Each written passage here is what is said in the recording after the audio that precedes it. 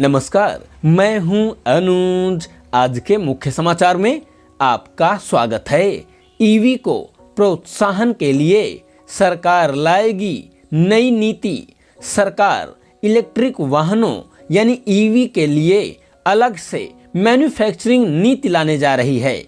यह नीति इलेक्ट्रिक वाहनों के प्रोत्साहन के लिए पहले से चल रही faster adoption and manufacturing of electric vehicles यानी फेम और प्रोडक्शन लिंक्ड इंसेंटिव यानी PLI स्कीम से अलग होगी।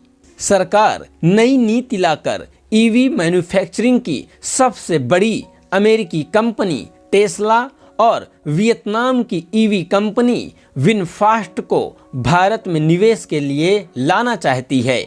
इस दिशा में भारी उद्योग मंत्रालय और उद्योग संवर्धन और आंतरिक व्यापार विभाग DPIIT मिलकर नीति तैयार कर रहे हैं।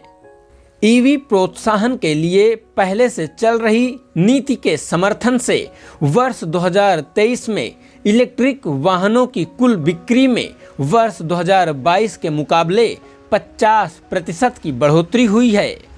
कुल ऑटोमोबाइल बिक्री में वर्ष 2021 में ईवी की हिस्सेदारी सिर्फ 1.02% थी, जो वर्ष 2023 में बढ़कर 6.38% हो गई। सरकार वर्ष 2030 तक इस हिस्सेदारी को 30% से अधिक ले जाना चाहती है। टेस्ला जैसी ईवी मैन्युफैक्चरिंग कंपनी के भारत में निवेश करने से ईवी सेक्टर में वही माहौल बनेगा जो मोबाइल फोन निर्माण में एप्पल के भारत में आने से बना है। मंत्रालय सूत्रों के मुताबिक जो भी नीति बनेगी उससे सिर्फ विदेशी ईवी मैन्युफैक्चरिंग कंपनियों को लाभ नहीं मिलेगा, घरेलू कंपनियों को भी समान अवसर और लाभ मिलेंगे। टेस्ला भारत में पहले एक निश्चित संख्या में बनी बनाई इलेक्ट्रिक कार लाकर बेचना चाहती है और उसके 1-2 साल बाद भारत में मैन्युफैक्चरिंग शुरू करना चाहती है। इसलिए टेस्ला सरकार से इलेक्ट्रिक कार के आयात शुल्क में भारी छूट चाहती है। सूत्रों के मुताबिक ईवी की प्रस्तावित नीति में सिर्फ टेस्ला को कोई छूट नहीं मिलेगी, सभी कंपनियों के लिए एक समान नीति होगी। सरकार भारत को ईवी के मैन्युफैक्चरिंग हब के रूप में स्थापित करना चाहती है। ऐसे में बनी बनाई इलेक्ट्रिक कार के आयात शुल्क में छूट से मैन्युफैक्चरिंग प्रभावित होगी।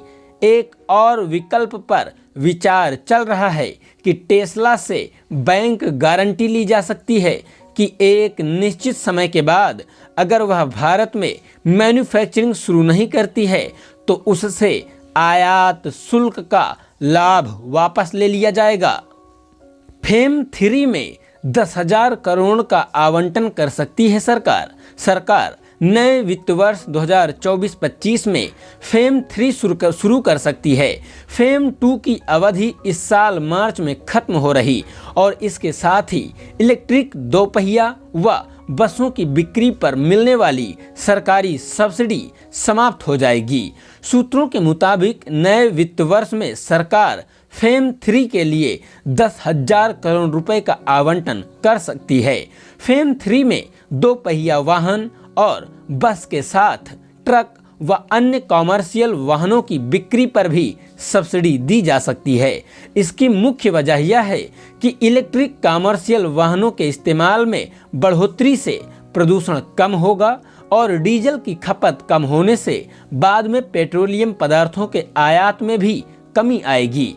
इलेक्ट्रिक कार चार्जिंग की सहूलियत बढ़ जाने पर काफ़ी कम लागत में लंबी दूरी का सफ़र तय कर पाएंगे। इसी के साथ आज के समाचार समाप्त हुए। बहुत बहुत धन्यवाद।